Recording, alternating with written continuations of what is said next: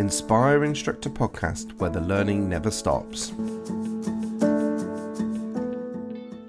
Welcome, you wonderful people, and thanks for listening to Inspire Instructor Training podcast, and I hope you all had an amazing Christmas. It's now only 5 more sleeps until the launch of our amazing new venture. Inspire Instructor Trainer will be bringing you live Zoom training sessions, a jam-packed online training courses, and a membership package which will be all you need in CPD and to become the best instructor you can be. I can now announce that all the courses and recorded Zoom sessions will be available on a members-only podcast. So if you enjoy getting your content in audio format, and I'm guessing you do if you're listening to this, all of our content will be available at a touch of a button. But don't hang around, as our first 50 members will get 50% off. This is the last episode in the series, and I'm going to take a short break until February while I focus on Inspire's launch, but I'll be back with loads more great guests and to finish off talking about the 17 comms. So what do I have in store for you today? Well, today I'm going to be chatting to Terry Leftery. Terry has years of experience and he shares his takes on the industry and coaching with us. We discuss, was any verbal or physical intervention by the trainer timely and appropriate? And we have our final section of the national standards for driver and rider training, which is all about role play. As always, hang around till the end to hear Terry's top tip. Enjoy the show. So welcome Terry Leftery from Done Stressing to the podcast. So Terry, I met you when I did my BTEC with Try Coaching, and I think there was 2 things I noticed about you. One, you're very knowledgeable, and I'm hoping you bring that to the podcast today. And then 2, you are the king of dad jokes, and I'm also hoping you bring that to the podcast today. So welcome, Terry. Thank you, mate. Good to be here. Thanks for asking. That's okay. So, Terry, do you want to tell us a little bit about yourself then? So, obviously you came through Try Coaching, and you've now started up this Done Stressing. And yeah, do you want to tell us a little bit about that? Yeah, ADI 25 years, PDI ADI trainer now for 10, 12 years. As you say, used to be a Try Coaching trainer. Love being part of that. But Done Stressing was always something I was planning on doing. Because I did extra qualifications in coaching, and now I'm level 5 accredited coach with the International Authority for Professional Coaching and Mentors or Mentoring. And I needed that background. Extra training is like a few days to give me more confidence in calling myself a coach. So now I set up Done Stressing, and it's twofold really: personal coaching, so personal development, and business coaching. So those businesses that aren't not just in this industry, I've got clients from outside the industry who either aren't on the path they want to be on, or who want to change the path that they're on, or just want to stay relevant and stay at the top of their industry. And we help, or I help them with that. That's fascinating. So and you're saying you've got clients, it's not just driving instructors, it's clients outside. Yeah. Brilliant. So how does that go? Because I've always been intrigued in sort of like a business coach, because it's like, it's one of those things that sounds like it would be really helpful, but then I don't quite know what it is, if that makes sense. Like what happens on those sessions and like how that helps. So for anyone listening that is intrigued on how they could, like, obviously they would probably be driving instructors, how they could build their driving instructor business, and they come to you, what do they get? Like, how does that session work? Difficult to say, Phil. It really depends on what they come for, but we have a look at what they're doing at the moment, what's working well, what's not working so well, where they want to be, and what's in that gap from where they are now and where they want to be, and what can they start doing now that will start them on that road to where they want to be. Because it's different to asking a mate, or talking to a friend about where you want to be, because they will try and give you advice. And as you know, coaching isn't really about advice giving. It's about drawing the information out of them and allowing that person to see the steps they need to take to get where they want to be. I mean, there is some mentoring in especially if I have a driving school, for instance. There may be some mentoring because I know about that. But if it's something outside, like I've got a law firm at the moment as clients, I know nothing about this industry, so that really is more pure coaching, and we just look at the staff. The staff job is relationship between the staff, the relationship between the CEO and the middle management, and how we can change that or improve that to give them a better results, both in terms of money and turnover rather, and customer care. Mm-hmm. Which are connected anyway. So Exactly. you fix one, Exactly. you fix both. Exactly. Exactly. So, well, so now I'm interested which one you prefer if you between getting a driving instructor on board and then getting a law firm that you don't know anything about on board. Because I know which one I'd enjoy most. Hmm. Oh, that's a good question, Phil. Oh, wow. Um, I can't answer that. I like them both. Um, I like the driving schools because normally it's a one man band or two or three franchises or someone who's looking to start franchising. Um, and I enjoy that because there's so much excitement. You know, when they start revealing and they start getting into what's stopping and what the blocks are about where they want to be, and then seeing those disappear and seeing them starting to make steps and take steps to do whatever they look to do, that's really exciting. Within the law, I mean, it's just a law, not just law. I've got other industries outside. Um, I think I enjoy that because it's not an industry I know, and that has to be a lot more pure coaching. There's no mentoring in that because like I said, I don't know the industry. Um, so that's like I said, that's more pure coaching, and I enjoy that. I think more than mentoring. I mean, you know, I am on the coaching kind of spectrum. I'm right over the coaching side. So yeah, I like them both for those kind of different reasons. Yeah, I think I can see that, and I think I would enjoy the non-industry coaching because you genuinely get to be a pure coach. Now, I'm sure you do that with your the instructors that come along, but there's always that. I find it really hard as a coach to, if you know the answers, I get that you don't tell the person the answers and you try and get it out of them, but even within your questions, you sometimes lead them down a path that you can't do if you don't know it.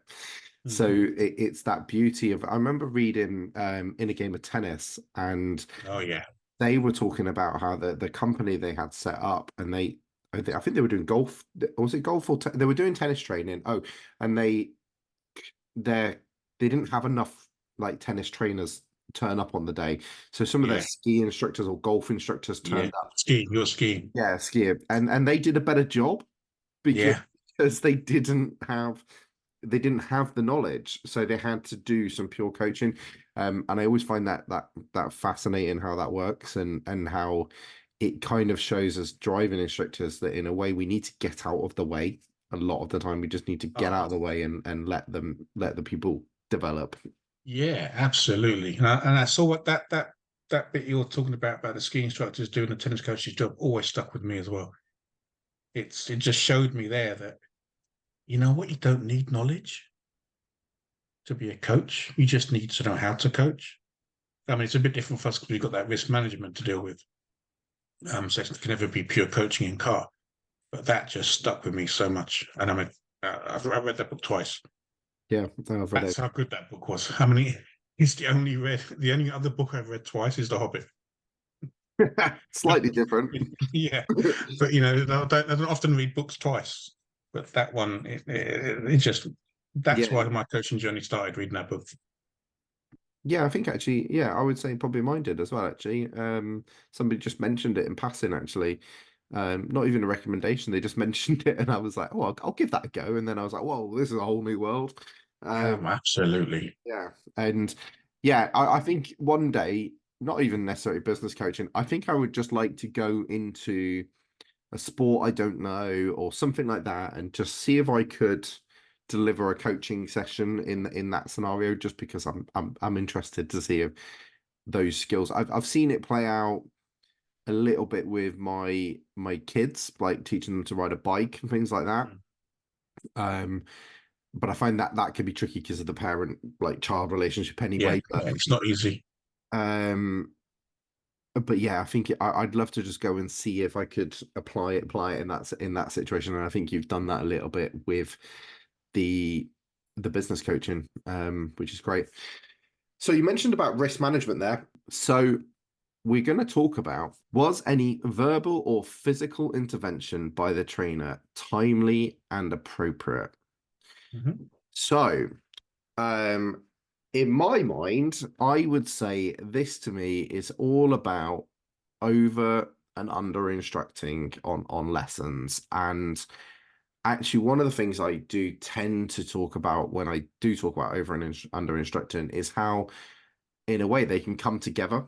Like you can do both at the same time. You can be over and instructing and under instructing all at the same time. In the sense that if you are so busy talking to people through what to do that you're over instructing, because they don't need it, and they're already putting it into gear when you're telling them to. They're already checking their mirrors when they're telling them to. And so you're over instructing in that situation, but in the same moment, you're under instructing because you're wasting all of those time and words on helping them do it, instead of using that time to be asking them more thought-provoking questions. And so now you're under instructing in the sense that you're not developing the pupils' minds and thought processes. So that's my take on it. To in summary, what do you think about this No, concept? I think you're absolutely right. It's over instruct and under instruction, and you're absolutely right. If you're wasting time asking questions you shouldn't be asking them, then that's taken away from the questions you should be asking. Um, but I think this also is one of the competencies that I'm going to say it, that I see most often that people need help with. And it's no surprise it's under the risk management um, larger competencies, whatever they're called, can't remember what they're called. Um, but it is something that people struggle with, uh, and it can be just a skills thing. It can be linked to the route a lot of the time. The route's not doesn't match, um, and it's also about goal setting. So this competency really has a lot of other competencies inside it, and I think if you do well with this competency, a lot of the other competencies will be scored highly if we're talking about testing as well.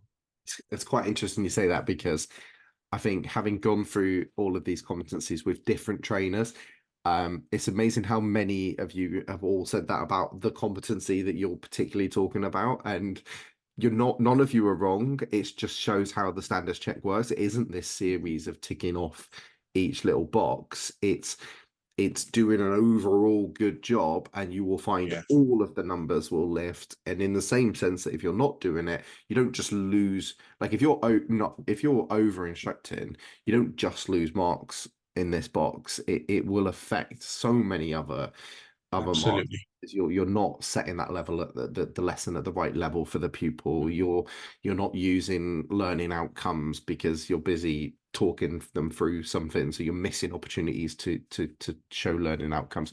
So yeah, it massively affects it all. Mm. That's why it's quite hard to talk about these actually in isolation. You said that lots of people struggle with it, and therefore, I'm guessing you've seen some PDIs turn up to you, struggling with this. Then, what advice do you offer for someone struggling with this, like over But instructing and under instructing? it's not just PDIs; it's ADIs as well. I mean, um, even when I first started helping out ADIs, it was one of the things. It's why are you talking now? Why? how is you talking now? How is you asking questions now going to help the learner? What outcomes are you trying to get from that? And one of the things that I see constantly is I think there's a lack of trust, I think, I don't trust them to deal with this. I better talk them through it. And that hasn't been agreed at the beginning, and you hear comments from the learners going, I was just about to do that. So in that sense, if you're over instructing, you're taking their glory away. And instead of having an opportunity to say, great job, well done going past a cyclist, I wouldn't have done it any better. You're going, give him room, check your moves, slow down, or whatever you're saying. And you're taking the glory away. And that may come from a place of fear from the trainer. Who, I don't want you to run this learner over, this cyclist over, and I don't trust you to do a good enough job. And sometimes it comes from a place of, I should be talking them through this, because I'm not quite sure what I should be doing, so I'll talk them through anyway. And the advice I give is first of all, it's what's it to do with the goal, and two, what outcome are you trying to achieve? I want to keep them safe. Well, how did you know they weren't going to keep them safe? They weren't going to do it safe for themselves. I didn't. So then we talk about, okay, so what stage does it become unsafe, and what stage do you then have to become involved in helping them through something? But that again goes back to the goal setting. What have you agreed before you drove off? Yeah, I think you're right, and it's quite often I see that on lessons where this becomes a problem because you haven't set the lesson up well enough. And that whether it is, and I want to be clear that if you do tell a pupil that you're going to prompt them, but then they clearly show you they need more support, that it's okay to offer that support and keep everyone safe. But there is this element that we've maybe not had enough of a conversation. We've not dug into the pupil's mind enough and found out what it is, like specifically what they need from this session or this next 10 minutes.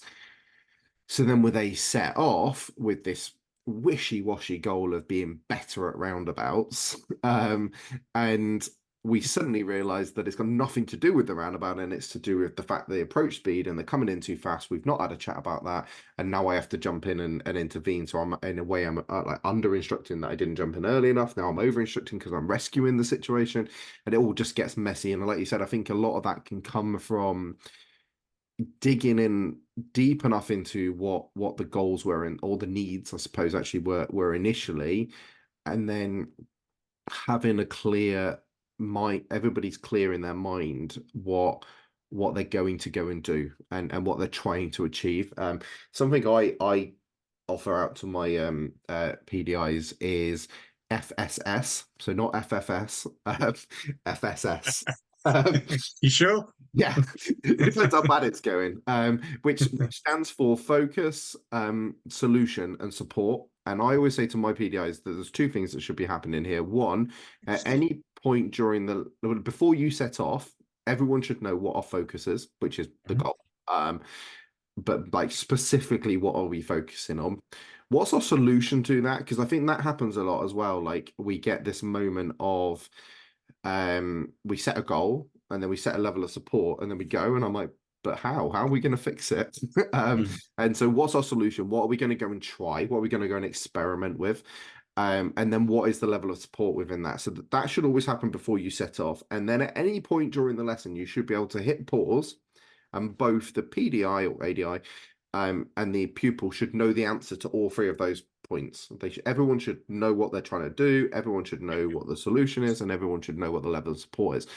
And I think if you've got that in place, you find it's really hard to over instruct and under instruct, because you're always sort of kind of going through that questions, and you keep rotating those questions throughout the lesson. That tends to work for my guys. No, I think absolutely. I think that's brilliant. FSS, fantastic. And it's support or solution is a question I often ask. especially in the personal coaching. You know, what you're looking for from this. Do you need a solution from me, or do you need my support with this? Because I think as ADIs, I think we go straight for the solution. You have a problem. We have a not problem. I don't know, issue or problem, whatever. I don't know what the best word to use is, but you have an issue here, and we go Trying to avoid the word fault there, aren't you? possibly, and we go straight for solution. Generally, and I think sometimes they just want support with whatever it is. And I think if you think along, like you said, support solution, I think we're more likely to get the level of instruction right.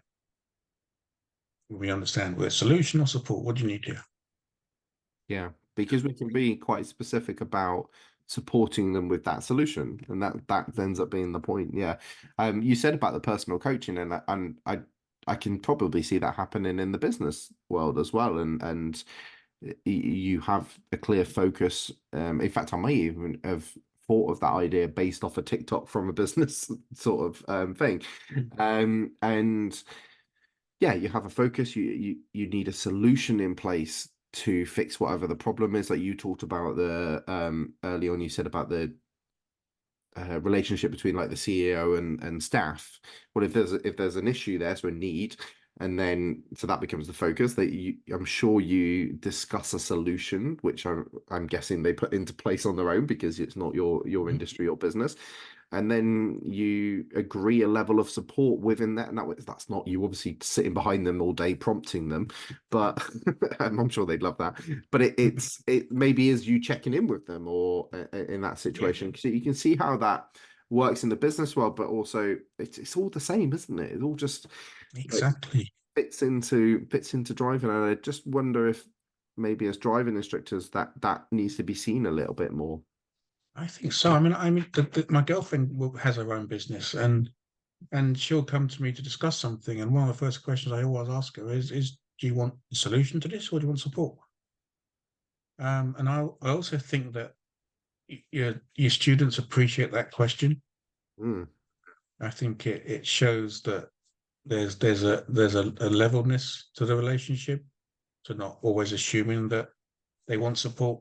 So, talking of pupils coming up with solutions, and I think that's important that we try and get them to create their own solutions. Do you have any sort of kind of go-to questions that you ask learners, or get PDIs and ADIs to ask their learners to create their own solutions?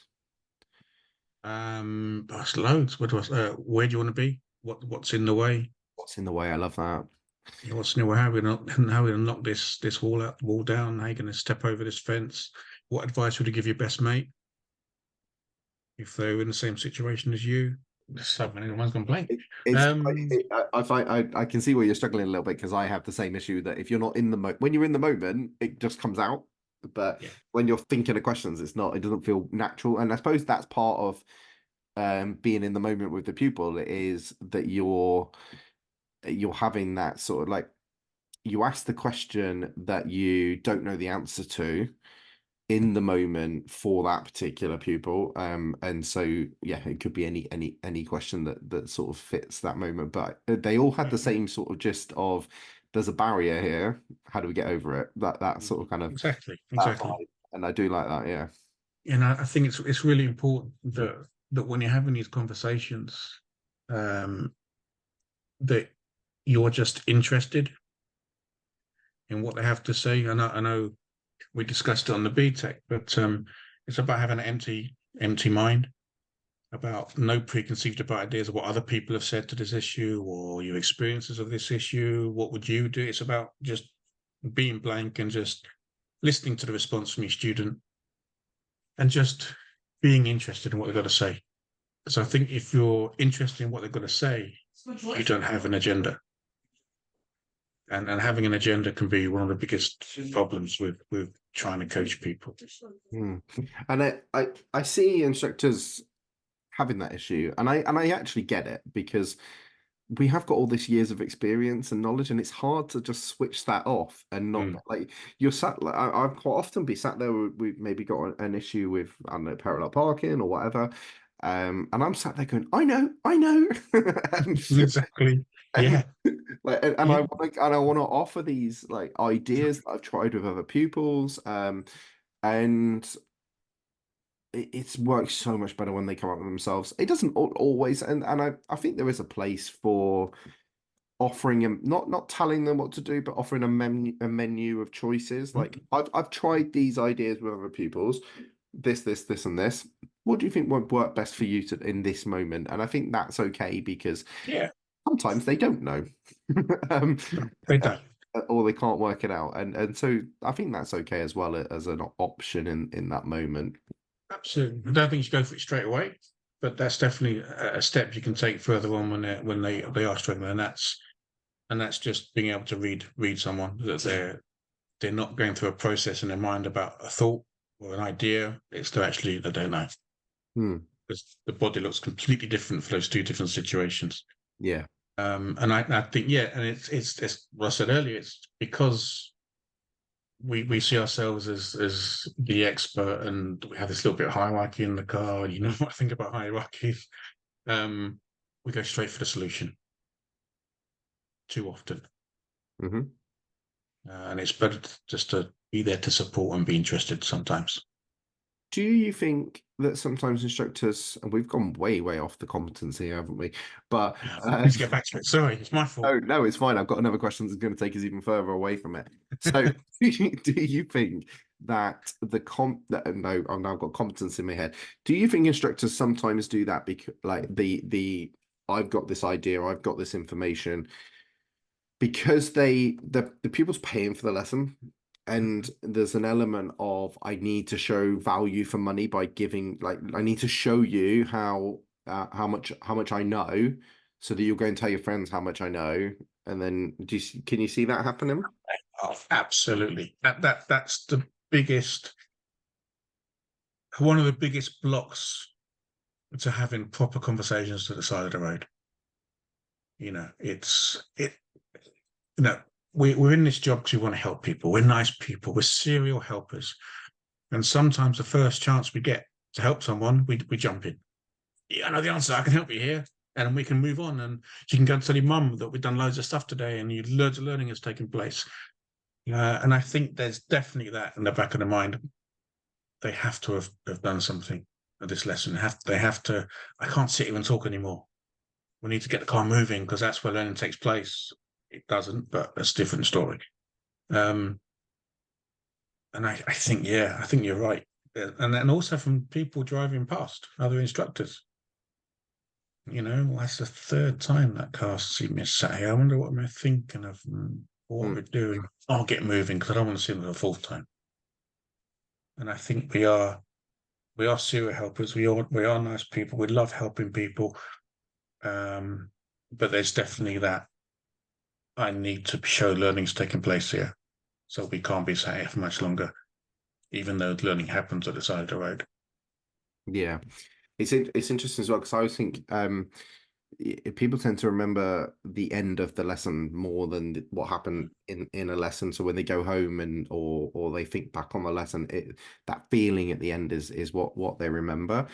Absolutely. And so I think actually if you've had those conversations and you've given them that space to explore their own solutions, and then they do come up with a solution, it's more likely to work and Mhm. more likely to stick with them. It's more likely to feel like a sense of achievement because they've got there together.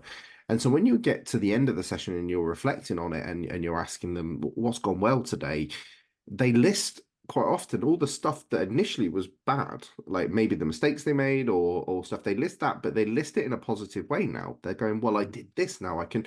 Now I really get how to make decisions on roundabouts and things like that. So that bit, whereas if it was you telling them and then it didn't quite work, you might find at the end you ask that question, they list all the stuff that they couldn't do. They're like, well, I couldn't do this and I couldn't do that and I couldn't do that. And it becomes this negative vibe. Yeah. So I think actually, if you are worried about offering value for money, there's your answer, is the bit at the end where at the end of that session, when you ask them that question, they should list a whole bunch of very clear learning outcomes because you've made it obvious with your conversations at the side of the road versus listing a bunch of stuff that we didn't quite get round to fixing. Which can quite often happen when you're trying to provide the solution and it's not quite clicking for that pupil. Absolutely. Nail on the head. Let's go back Yeah. to let's go back to Yeah. Competency. Sorry.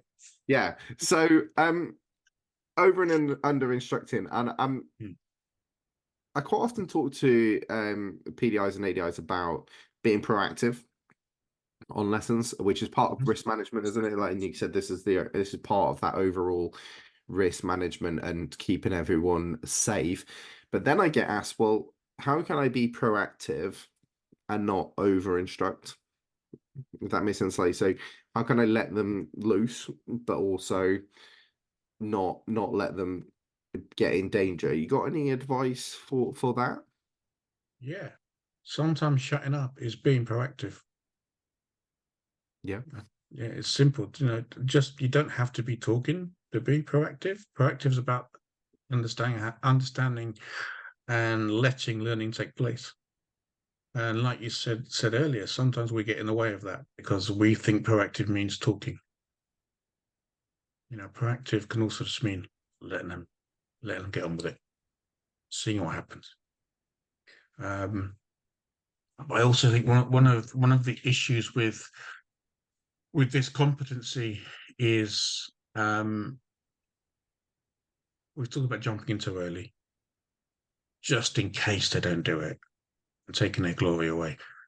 But also jumping in too late. So it's a little self-evaluation technique, or a little self-evaluation tool rather, is on your lessons. If you are grabbing the wheel quite a lot, or if you are jumping in verbally quite a lot, that's too late.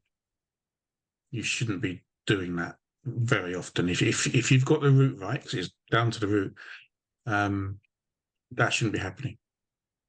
So there's a little self-evaluation tool. How many times I touch wheel on a lesson? Once or twice, okay. 7 or 8, maybe there's something I should look at here in terms of route planning or leaving it too late. Because there's 4 stages to your intervention. Stage 1 is you've got to see it. You have to see what's coming up, and you are going to see it before they do. And this also links in with the competency about aware of pupils' actions and surroundings. Let me see if you think of an example. You have an old lady stood at the side of the road opposite a refuge, and you've seen that because you're looking ahead, obviously. And so you look at your student, little glance. Are they giving you any indication that they've seen this old lady stood at the side? It could be a crossing as well. It doesn't have to be a refuge.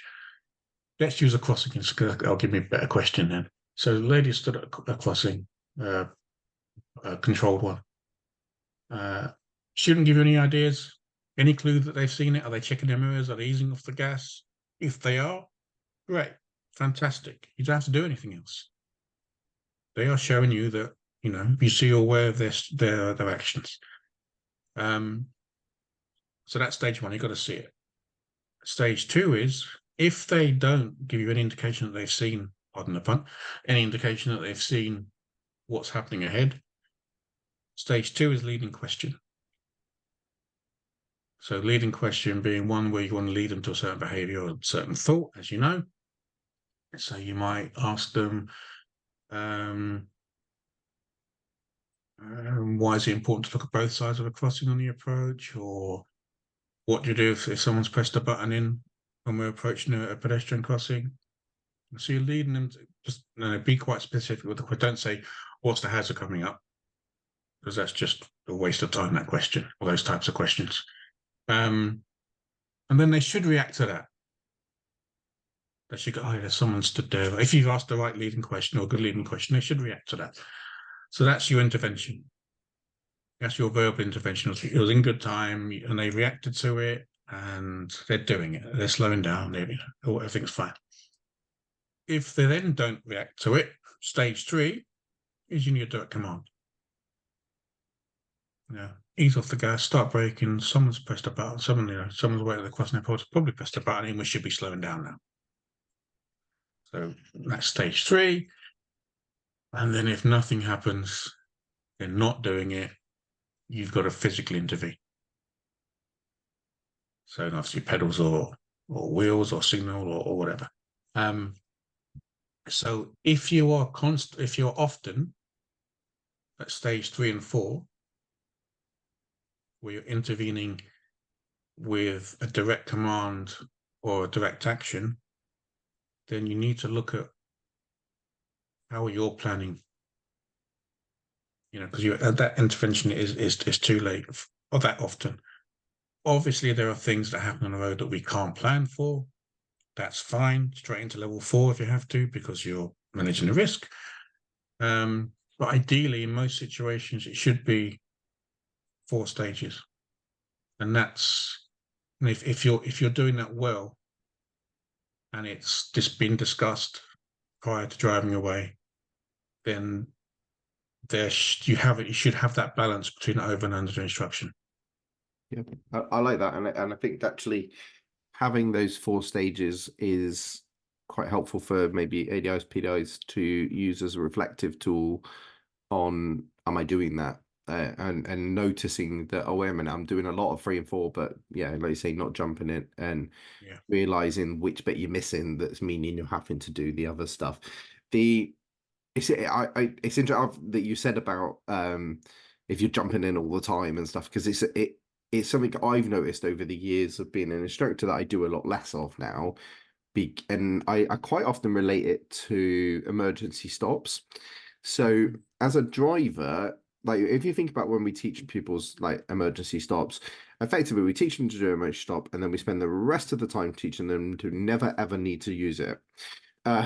Because as a driver, the more experienced you are as a driver, and the more like aware you are as a driver, the less you should need to do emergency stops. Like I can't think of too many times in the recent years that I've had to do like a proper like screech to a complete halt, like you would do on a test sort of kind of emergency stop, because I'm planning and I'm seeing it and I'm off the gas earlier and I'm at the appropriate speed and I'm doing all of the stuff I need to do to not need to hit that brake. So if I've got friends I've had this with friends where they go, oh, these idiot drivers, I'm always like slamming on my, people keep pulling out in front of me all the time. And I'm like, might be you. So, but you can see how you can like bring that over to the opposite with instructing. The more you're seeing things earlier, the more you're talking about these things earlier, controlling the situation earlier, the less you should need to jump in physically at the end. Yeah, no, it's a good way of sort of kind of thinking about it. And however, again, I just want to put the caveat on the end, because if maybe there's a newish PDI listening, I don't want them to feel bad about pressing the pedal, because I don't want people not jumping in when they need to, because I think that can get in people's heads and then they don't hit the dual controls and then you're in an even worse scenario. Absolutely, yes. Totally agree. It's just when you jump in the moment because you've got yourself into that moment, or sometimes things just happen and you need to jump in. But that's when you then like post analyze it and say, it was that just a thing that happened that I couldn't control and no one could see it early enough, or was there a moment, were we in the right place, and just analyze it. And if you're always doing that, you're going to improve. Yeah, absolutely. Reflection, that's all it is. Yeah, no, absolutely. So let's move on then and talk about our final unit of the national standards for driver and rider training. And I've really enjoyed going through this national standards driver rider training in more detail than I've probably ever been through it before, because when you're going to talk about it on a podcast, you have to read it really, and I have read it before in the past, but like you have to really read it. And it's so you're the one that's read it. Yeah. Yeah, I must have more hits on that website recently than they've ever had in their life. And it's also been interesting getting trainers' perspectives on it. Now, interestingly, I'm this last element, which is develop a program of, well, actually that's not what it's exactly called. Yeah, develop and use a program of role play for trainee instructors. Now, I appreciate a lot of people listening to this aren't necessarily going to be trainers, so they're not going to be developing a program of role play for training instructors. However, they are either will have been through role play or are going through a process of role play with their trainers. Now, role play is an interesting one for me because I'm not a fan. And I know a lot of trainers are, and I think it splits the training world a little bit sometimes, role play versus not role play. I think it has a place, and I certainly do elements of role play in my sessions, but not anywhere as near as much as I know some trainers do role play, to the point where I recently heard of a PDI who was going to do their part three, having never done anything but role play. So they were taking a pupil and that was going to be the first time they were teaching a real life human. Um, Not that their trainer isn't a human, but uh, um, but I know that's an extreme, a real sort of extreme version of it, but Yeah. it does maybe sometimes show and actually within this competency, it says there are limitations with role play, and to identify those and know where to then offer different types of training. So yeah, what are your thoughts on that then, Terry? I understand everything you said, and I completely get it. Um, I think a lot of people don't like role play because of the way they were role played when they were trainees, um, especially back in the dark old days. How long have you been doing this, Phil? 17 years. Yeah, same year. So you'd have, back in the olden days, role play, I think, was used as a way to not discourage learning, but the trainee was made to look stupid, and I think those days are um, still in people's memories. And of course, if you were given that role play as a trainee, and then now you're training ADIs, you're using the same techniques as were used then. So it's this vicious circle. Um, Role play, I think, is a fantastic way for learning to take place if it's done well, and if it's done as a way to support the learner. PDI or ADI, I mean, we can role play with learners as well, and we should be doing more role play with learners. Um, but I think it's a fantastic technique. I've not discovered or found another way where you can give a trainee that experience without using a real learner. So for me, role play, if it's done properly and done well, and is used as a tool to support the learning and the learning outcomes, I think it's brilliant. But too many are used as a way to show the learner how bad they are and embarrass them. Yeah, yeah, definitely. I remember my first ever PDI actually, who came to me from another trainer, and they were like fully ready to give up because they it had been made like they were crying on lessons and stuff because they were being thrown too many unrealistic faults, Mm. like overly combative pupils, and as we talk about with us dealing with learners being at the right standard and over instructing, under instructing, and setting the right level for the people. Clearly, those sessions weren't set at the right level for them to develop. So yeah, I do see the benefits of role play. Certainly in the early stages, I think when they're finding their feet on like how to ask questions and spotting faults within or watching a driver. Mhm. Um, Getting their words out. I think that's a really important Yeah, place yes, definitely. for it.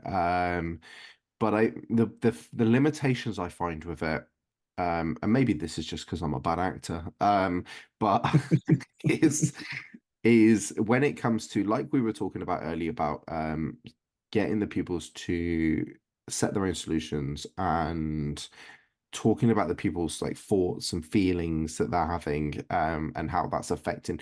Like, for me, having real pupils with real problems and real thoughts and real feelings, I think there's a substitute for that in role play, and I think if someone had too much role play and not enough of that exposure, you Mm. can see it in their training because they don't necessarily genuinely dig into or find what the pupils like thinking and feeling, because they know their trainer isn't actually thinking or feeling Mm. that, and it's hard for them to switch off that Yeah. that thing. But that could be, I think maybe that's an overall generalization. My guess is somebody like yourself doing role play would be quite good at that. Don't know. Don't know. I think it's with role play. I think, as you do with learners, there's a lot of crossover between PDI training and learner training. I don't think that PDI trainers get this all the time. That it's very similar. You're still setting the goals. And I think with role play, it's really important to, before you do any, to discuss how it's going to work. Um, it's there as a tool. I say to my PDIs all the time, I'm the hardest pupil you'll ever have, because you know that I'm not a learner, and you've got to pretend that. But it's having that agreement in place of how the role play is going to work. It's and am I going to just role play for 10 minutes? Do you want to give feedback as we go along, or feedback at the end? Making it clear when you're in and out of role. I know one trainer that puts on a cap when they're in role, takes off when they're out of role.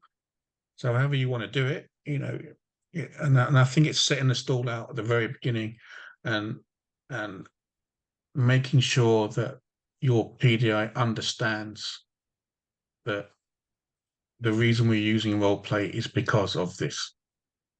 We need to do this, and at no stage will you be will you have situations that are not real. I remember when I was training, there was a particular trainer at the establishment I was being trained at, and we were told never, ever, ever from other trainees, never say right at the end of the road first. Or never say left, always go at the end of the road first. Because if you say right first, he's going to suddenly go right.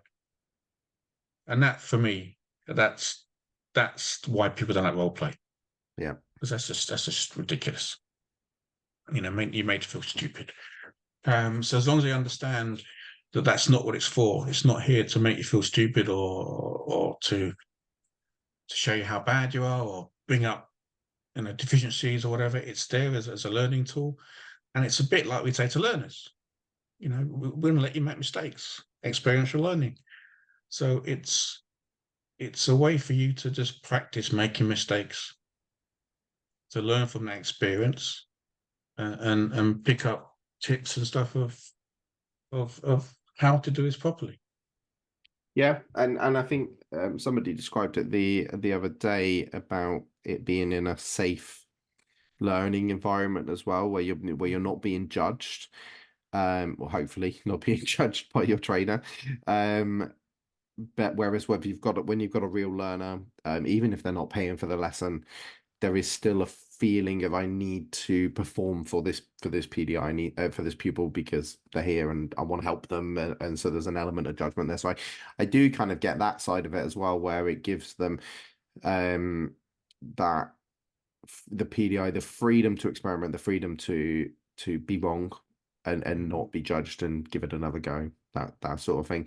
What would you say then to, because the story you're telling isn't the story I think happens day to day in the car based on what I hear from PDIs.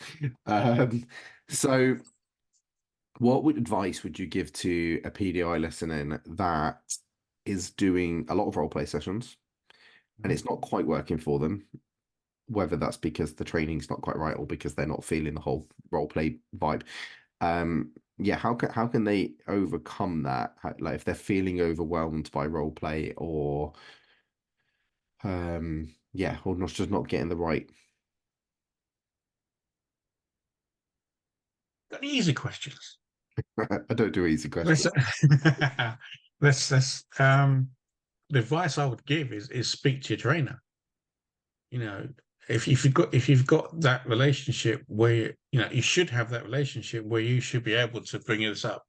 And if you haven't, then you know, why haven't you got that relationship where you can bring this up actively with the trainer? But also in just kind of thinking about role play for the trainer, role play is not an easy thing to do well. You're covering three roles at once. You're a driver. You've got to think about the role you're playing and do it well. Plus, you've got to watch PDI or the ADI if you're training an ADI, and being aware of what they're doing, their actions are. So, role play isn't easy. Does take practice, and probably advising the PDI that it's not an easy thing to do for trainers. So I don't know, maybe be patient with them. But I would definitely say, look, discuss it with your trainer and find out what's going to work for you, what isn't working for you with it, how you might ask your trainer to adapt the role play, and find a solution that way. It's a difficult one to answer, Phil. I think It's I think Monday. I think you've nailed it without saying go and get another trainer, which is I think was my first response. Um, but absolutely, I think you're right. Like talk to your trainers about these things. And I think you said in the middle of there, like you should be able to have that conversation with your trainer. Yeah, absolutely. I think to be honest, if you can't have that conversation with your trainer, then that's the bit where I'm going, actually go find another trainer because I think if a trainer is one not delivering what you want, but more importantly, not willing to be open to changing what you want, then that's not client centered. And No. so it might not necessarily mean that that trainer is not a good trainer, although I would argue there's an element of coaching missing in there.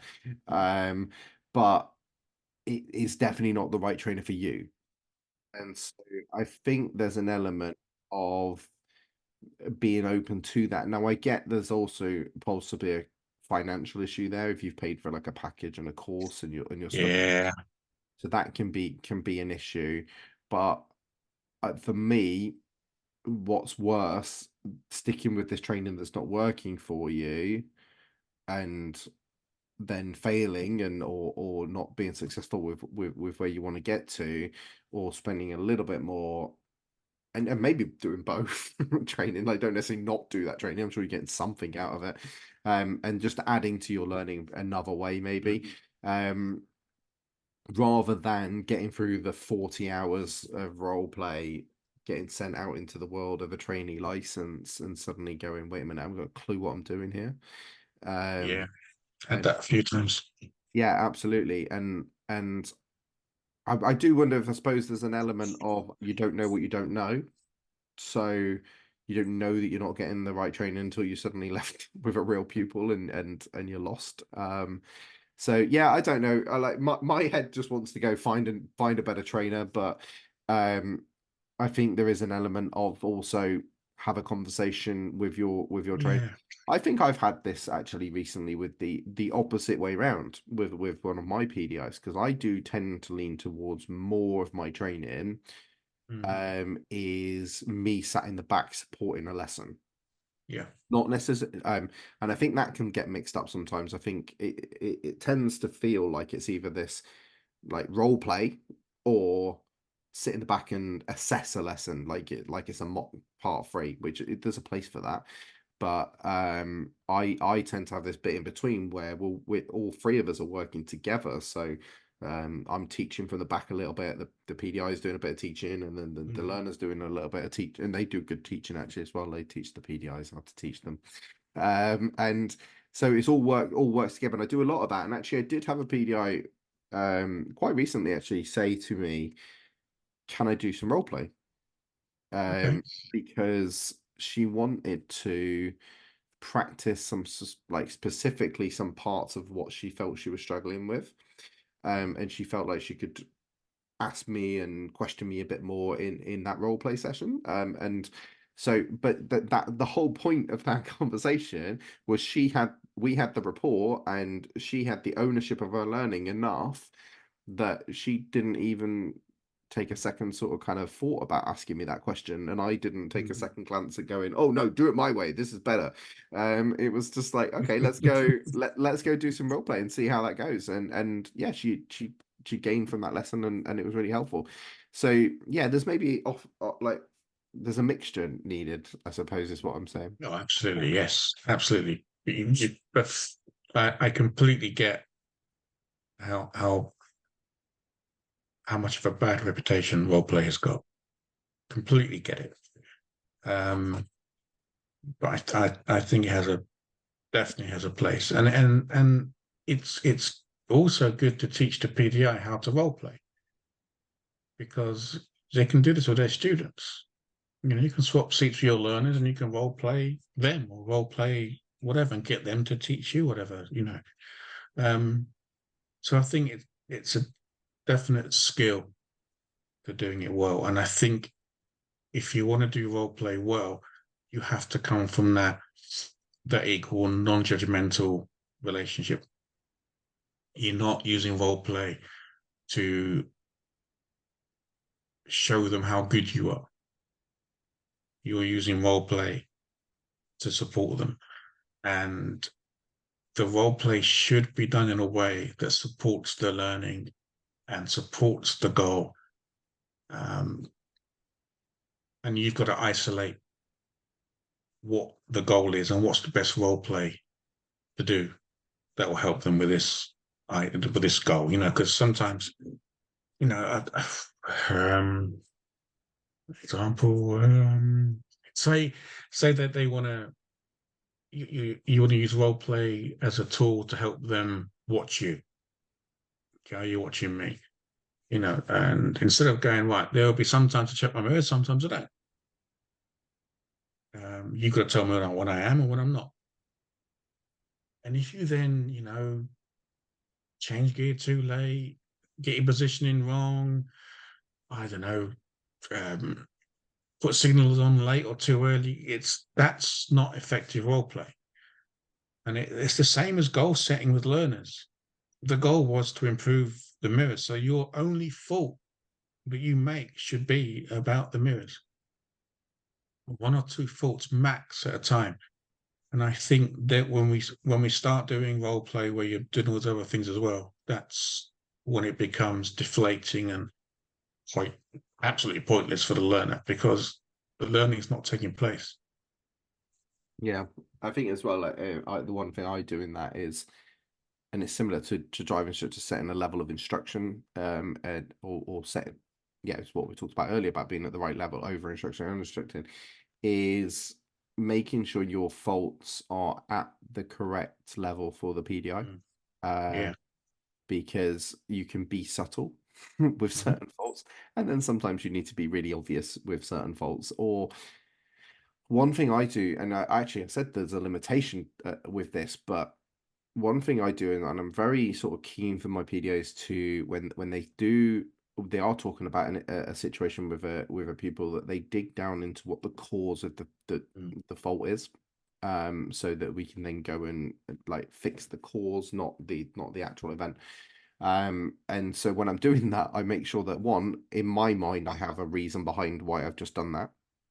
So in my role of the person, and I quite often say things that make it really obvious that this is the thing, because I know people won't necessarily do that. So I'm actually being nicer than a pupil, in that sense, and trying to make it as obvious as possible so they've got something to latch onto and then go, right, let's deal with that. And it shows them how if we do that, you get a better outcome of Mm. learning. You said a couple of times about you can do this with your pupils, and I think that might relate to more people listening because, like I said earlier, there's not as many, probably not as many trainers listening. I'm sure there's a few. The So how do you like? Can you give me some examples of maybe when you've used that with pupils to help them, like With using role play? learners, Yeah, learners. So yeah. yeah, it's just, you know, I'm going to drive how you drive, Hmm. and I'd like you to give me some advice about my driving Okay. on a particular aspect.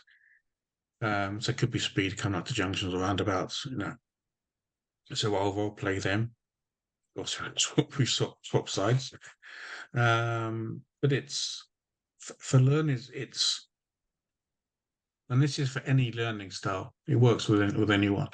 Um, it's really a great learning tool to have them in the passenger seat, not worrying about having to deal with traffic or controlling the car, but to just have time to watch and feel uh, maybe what the car feels like, maybe how they feel as a passenger.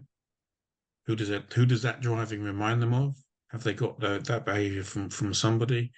And it's just a great way to, also a great way to refresh the brain. You know, to get out and change seats is great for refreshing the brain. And break up lesson time. But it's a really, how do I say this? It's a really effective way for learning to happen. Because, like I said, they haven't got to worry about car or deal with traffic, and they can just focus on what the goal for that for that role play is. And it's important to train or to help PDIs understand that when you are doing this with a learner, these are the things you have to, you've got to keep the car safe, you've got to focus on the one thing, and the same thing that you do with them. And it's being transparent with your techniques, as you should be with all your training with PDIs. But did you see what I did there? Did you see the question I asked? What was the benefit of that question? What if I asked a different type of question? Would have had the same result? Um, so these are all role plays is a tool that we can use for any learning. I quite like it using it for I like that idea of the learner. I think you've got to also be aware, like you do with the PDI role play, is that you're not trying to make the learner feel stupid. So if you're reenacting one of their faults, let's tone it down a little bit, right? Because I think I've actually seen that where it's like you did this, and then it's like showing them how bad at driving they were, which is there's no benefit in that. But I think actually it relates back a little bit to what we were talking about with setting, like getting solutions in place. Mm. I can really see how a learner could sat in that instructor seat, and they do like it. They like it gives them a little bit like a power kick, doesn't it? I'm the boss now. Yeah, And I can see how they could come up with a solution for you pretending to be them, far easier than they could if they were sat in that driver's seat trying to come up with the solution for themselves. exactly. And it's another one of these tools to take the pupil out of their like making decisions for themselves. You said earlier about like how would you give advice to like what advice would you give to your best mate in this situation? And it's another similar sort of kind of version of that, isn't it? Yeah, I quite often use like how would you if my next lesson had the same issue, what advice would you give to that learner? Um, and yeah, I think it's just another tool, isn't it, that you can use to so absolutely. maybe that would be my advice for everyone this week at some point is see if you can find an opportunity to give that a go and just see it's experimental learning for you guys. So go and have a look at how it works and see if you learn anything from it. Just Um, go and have a go. mm, And it doesn't the role play doesn't have to be pretending to be someone else. The role play can be you just stood by a roundabout and you're a pedestrian. You're not playing anybody else. You're a pedestrian now. How do you know where cars are going? mm, Tell me. yeah. As a pedestrian. So it doesn't always have to be, tend to be someone. That's interesting because I do that quite a lot. I've never done the pedestrian thing. I might try that. We've been and stood next to a roundabout, and I get them to like put role play in their mind, being the cars approaching the roundabout, and I'm like, make the decision for that car. And I love it because they shout "go" as the car moves off, and they're like, "See, Mm. you controlled that car with your voice." They heard Jedi. they heard you. Yeah, and that yeah, it's another sort of kind of form of doing that, which is great. Just going back to what I was saying about go give it a Go go. give it a go. And oh, big echo there. So yeah, go give it a go. And See what happens, see what learning take place, see what you learn from it. I just had a really good example of that this week. So from being on Terry Cook's podcast, we got asked the question, what would you do for a driving lesson on Christmas Day? And I suggested making the lesson 12 days of Christmas. Okay. And then I decided to go and implement this with my driving school and my instructors for this week. For this week, well, it would be last week when people are listening to I this. saw your posts. Yeah. And so they do 12 day to 12 is 12 mirror checks, 11 is 11 move off and stops, and 6 spotting good drivers, and then finishing with a good reverse park in a car park, because I tried to make it sound like Partridge in a Pear Tree. But the point is, we went and did this, and I went and did this with a lesson, and I think I'm quite good at setting goals with pupils and getting them to try and achieve something. But this sort of challenge that this pupil had to like show me all this good stuff that they could do, it transformed the lesson. With this particular pupil that I did it as well, and this pupil that has autism and sometimes struggles with focus and gets distracted. And suddenly, when I gave her this like challenge to do, it was like the best I've ever seen her drive, because she was like, "Yeah, I'm going to do all this. I'm going to nail this 12 days of Christmas." And I think that was like a little experiment for us. I just did it and I thought it was going to be a bit of a fun lesson for everyone. But some of my instructors have reported back with the same sort of kind of thing. Like suddenly their pupils are transformed into this, like trying to achieve something. And I think you can take these little, like, that's a weird experiment to go and try, but what we've learned from it is maybe we aren't like challenging our pupils to set like little goals for themselves enough, because it shows how good that style of learning is, and how much that helps them achieve what they're trying to aim for. So yeah, I think from that point I would just say go and give something a go, even if it sounds a bit ridiculous, because you never know what learning, and what's the worst that's going to happen? It doesn't work. Exactly. And then Doesn't work. So what? you try something else.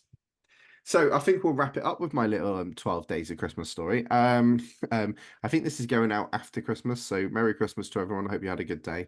And Christmas, everybody. yeah, so what I always like to finish the podcast with is a top tip. I'm not singing. yeah. This week's song is so a top tip from you guys, and what your top tip for ADIs and PDIs would be. But before we get to that top tip, would you like to tell everyone where they can find you to come and get some more awesome Terriness? Well, they can find me. They can find me on Facebook. My name, Terry Leftery. Don Stressing has a Facebook page. You can find courses that I'm running, some workshops on pdiadi.com Facebook page, or just give me a call. We can have a chat on the phone and see. My number's on the Facebook page. Am I allowed to give the number out here? I could put it in the show notes. There you go. Yeah. There you go. Yeah. No one's going to be listening, writing it down at this moment anyway, so I'll pop it in the show notes. Cool. So, Thank Terry, you. what's your top tip for PDIs and ADIs? Tip for PDIs and ADIs. My top tip is be interested. Be interested in what your customer is saying. Yeah, I love that. I think you can't go far wrong with that, can you? Like, No, I think that'd be my top tip. yeah, if you're interested in your pupils, and yeah, you're gonna, it kind of covers everything. So yeah, no, absolutely, I love it. It works. Yeah, absolutely. So thank you very much then, Terry, for coming on and spending your time and giving us your wisdoms. There probably wasn't quite as many dad jokes as I was hoping for, but you didn't give me ammo, so you know. Sorry, my fault. Yeah, of course it's your fault, god damn it. We were too serious. But yeah, it's been loads of great content, and yeah, thank you very much for coming along. No problem. Thanks for asking me. Inspire Instructor Podcast, where the learning never stops.